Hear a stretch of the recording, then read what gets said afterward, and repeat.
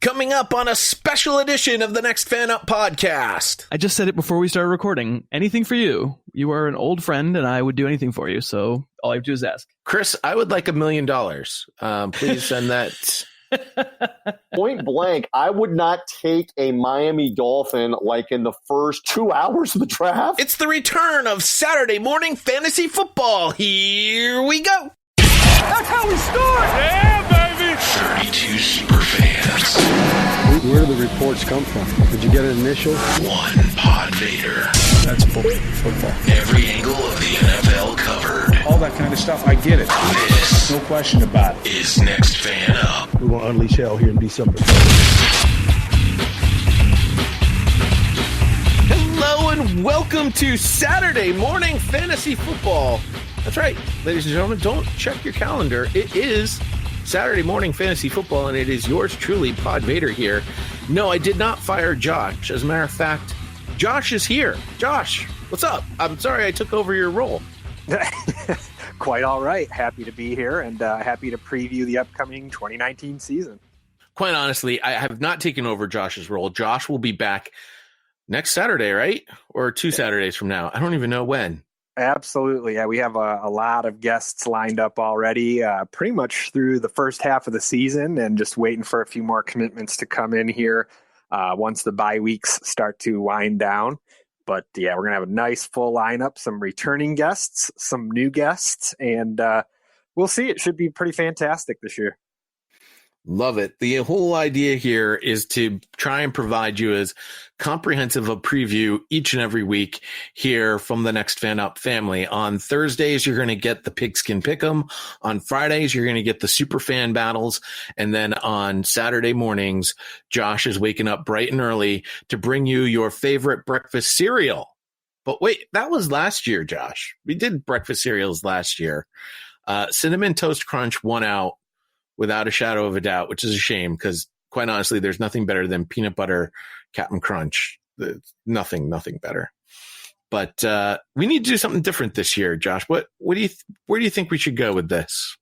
Strongly considering going down the path of asking everyone who comes on as a guest this season what their favorite Saturday morning cartoon was growing up as a kid. I think we're going to get a little bit wider of a spectrum as far as answers are concerned, because Cinnamon Toast Crunch, boy, that was the chalk by far last year, and didn't see that coming at all. But I think we'll have a much wider variety of cartoon preferences if we go that route. And see, I think what's going to end up happening is because, one, there's no such thing as a Saturday morning cartoon anymore, which is really a crying shame. But two, the memory starts to fade a little bit as to exactly when you watched these cartoons. Like, I know, like, the Animaniacs comes right to my mind as one of my favorites for sure. But I don't know if it was on Saturday mornings. I think it was even on I think it was on USA. I don't even think it was on one of the major networks. Yeah, a lot of really good shows that I remember on the major power networks. But then there were some good Saturday morning cartoons on channels like USA and whatnot. I personally I can't remember what channel the Smurfs was on, but I feel like that might have been like a CBS type show. Yeah, if you're looking for the chalk, I think you just found it, my friend.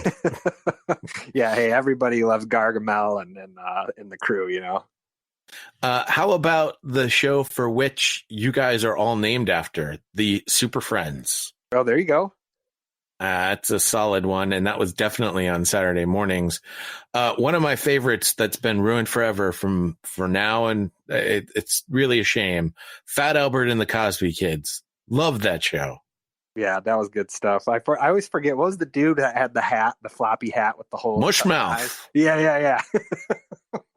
A lot of people often say I remind them of Mushmouth. Yeah, don't know why. It's an iconic show, and he was my favorite character by far. I mean, come on. How could you not love Fat Albert? It's fantastic. All right, enough about cartoons. We're here to talk about fantasy, and we've got a lovely show for you. Remember to subscribe wherever podcasts are heard. whether that's on Apple Podcasts or Google Podcasts or Spotify or iHeartRadio. You have no excuse for not being able to subscribe or follow, whatever the means of making sure you get every episode right into your listening device as soon as it's available. Saturday morning fantasy football is going to be ready for you every Saturday morning at 6 a.m. Josh has promised he's going to make sure that happens, right, Josh? Oh, absolutely. And so you're going to be able to get your fantasy stuff. Now, Josh, your fantasy stuff usually tends to be more DFS related, right? Yeah, last year we definitely were very DraftKings focused. Pretty much everyone that came on was really cool and willing to talk DraftKings. We even had Adam Scher, who's like a baseball and NBA specialist, take a break from the norm. As a breath of fresh air for him, he even kind of broke down one of the DraftKings NFL slates with us. But this year, not totally going to be a DFS episode. We will kind of dabble into maybe some value plays or whatnot. But this year, it's going to be mostly like a start and sit type episode. And we'll kind of go through maybe some of the injuries and implications from a fantasy perspective and things like that. So basically trying to get a show that's going to appeal to everybody a little bit more, and maybe not appeal to just degenerates who are addicted to DFS like myself. I love it. And I'm going to talk with our good buddy TJ Rives. He is the radio voice of the Tampa Bay Buccaneers. I'm going to be talking to him a little bit later on about some of the things happening down with the Florida teams. And we're going to kick things off with my good buddy, Christopher Harris, who really needs no introduction, but why don't I introduce him anyway? It's my pleasure now to bring in our first guest of the show. And quite frankly, I feel shame because I seem to only invite this guest on at this time of year. I think I do this to all of the guests that are on our show. And I'm talking specifically of Christopher Harris of harrisfootball.com. Chris, I'm so sorry that I don't find other reasons to talk to you through the season. It's totally on me. That's okay. I mean, I just said it before we started recording. Anything for you. You are an old friend, and I would do anything for you. So if you want me on now, you want me now, I'm here. And if you want me later, all you have to do is ask. Chris, I would like $1 million. Please send that. I'll see what I can do. The latest novel really sold super well, so I probably could scrape that together. Oh, all right. Excellent. That's fantastic. I know my wife and family now are going to be very happy. So since we do this podcast pretty at this time of year, every time of year, talking about sort of what you should be looking for in fantasy football, and it is rather late. However, I know there's going to be a ton of drafts tonight. This is Saturday morning fantasy football. So I know there's going to be a lot of drafts tonight. There's going to be a lot of drafts on Sunday, a lot of drafts on Monday, pretty much right up until Thursday. This is probably prime draft weekend, though, Labor Day weekend. Chris, is there any sort of last minute thoughts that people should be thinking about as they're heading into their drafts? Yeah, sure. I mean, first of all, just from like an interpersonal perspective, you've done your prep work, whatever you've done. I mean, you've done what you could do. It's like when you were in school and you had to take an exam. When the exam time came, however much time you spent, that's the time. You can't change it now, so don't freak out. So like just managing one's emotions would be like, it's not that serious. It's fantasy football. Be good. Like, it's okay. You're going to be fine one way or the other, which I think a lot of people struggle with. They feel like they choke because they get really nervous. And then the other thing, some more from a interleague perspective, like once you're in your league, would be take a look at what your league is, how many positions you start, how many players at each position you start. In other words, find out where the scarcity is. I'm entirely about drafting towards the scarcity that's in your league. So if you're in a 10-team league where everybody starts one quarterback, like, please don't take Pat Mahomes in the first round. Manage scarcity. There are great options later. Similarly, if you're in a super flex league where everybody's going to take two tight ends or two quarterbacks or three quarterbacks, well, realize that too. And now quarterbacks have got to be bumped way up your board. If you've got some kind of exotic format where tight ends are super valuable, realize that too. Essentially, it's a market. Every fantasy football draft or auction is a market. Take heed of where the scarcity is and realize that that's where most of your resources should be spent. I've always loved the way that you've sort of gone about describing strategy in fantasy football, sort of value-based drafting. I think it's important for you to continue to repeat that every year, exactly what that means. Sure. I mean, I'm certainly not the person that came up with the term value-based drafting. It's now an older term, and I think a lot of quote-unquote analytics people would like snicker and say, oh, that's so cute, you're so 2008. But then again, we are so 2008, so it's okay. Essentially what it is managing scarcity. It's almost like a numerical way to manage scarcity. It's comparing each player to the baseline player at their position. And the baseline would be defined differently. There's different systems to define a baseline. Is the first player that you can get. Say you're trying to assess a running back's value. Let's compare him to the first player you can get off the waiver wire. Often that's not how they do it. They more say like player that's taken in the 10th round. Say, compare your point total of your running back in the first round to the point total that gets acquired by a guy in the 10th round. The running back was taken in the 10th round. And then compare that gap to a similar gap at receiver, at tight end, at quarterback, at defense, kicker, and start to realize where you really find marginal value. Managing scarcity is about marginal value, the extra that you can get. And as much as Pat Mahomes' season last year was freaking incredible, he still, by that measure, wasn't the most valuable player in fantasy because the baseline quarterback is still a really good quarterback, especially if you're in a league, 10-team league that only drafts, only starts one quarterback per team. You're comparing Pat Mahomes' point total not to Marcus Mariota's, but rather to Phillip Rivers's or something like that, which isn't as huge of a gap.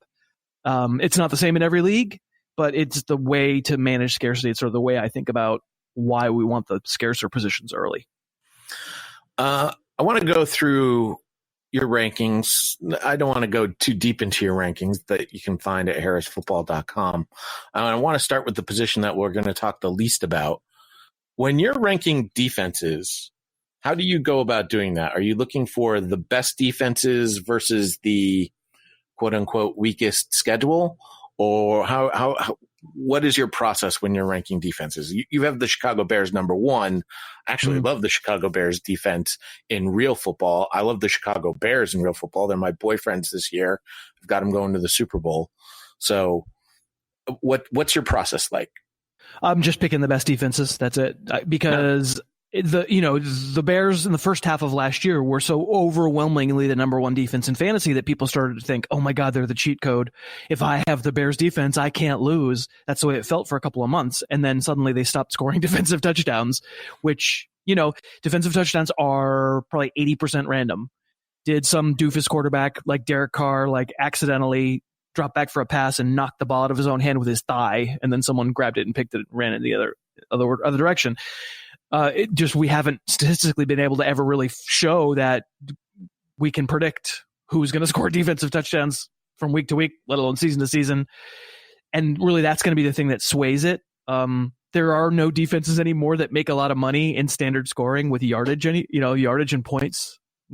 Week to week, there's just a lot of offense in the NFL now. That doesn't usually, what you're almost trying to do now is look to avoid negatives in those categories. So what you want are turnover, sacks, and defensive touchdowns.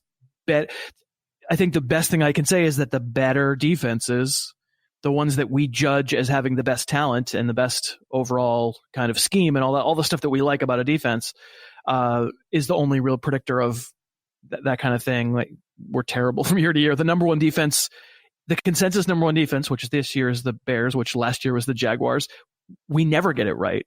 We never get the number one defense right in our ranks. I can't remember. For as long as I've been doing this, I don't think we have. So my advice would be do not draft the Chicago Bears at the price that you have to draft them unless they're lasting until your second to last round or whatever. I know it's going to be crazy to say, and people are going to accuse us of homerism. I think the team that everybody might be sleeping on is the Patriots. Their defense is going to be awesome. It could be. It could be really good. I mean, it's a lot of new linebacker and one old. Jimmy Collins is coming back too. Could be really good. There is you let Trey Flowers go and you sign Michael Bennett. Is that a 1-to-1 replacement? I don't think so. And then, weren't we told that Mike Pennell was supposed to be the guy and they just cut him and they're like, oh no, it's Danny Shelton after all. And we were all like, well, good. We got Pennell so we can get rid of frickin' Danny Shelton who sucks. So I have questions of the defensive line, but sure. They're in my top 10. Yeah. I I think they look stout. I think they've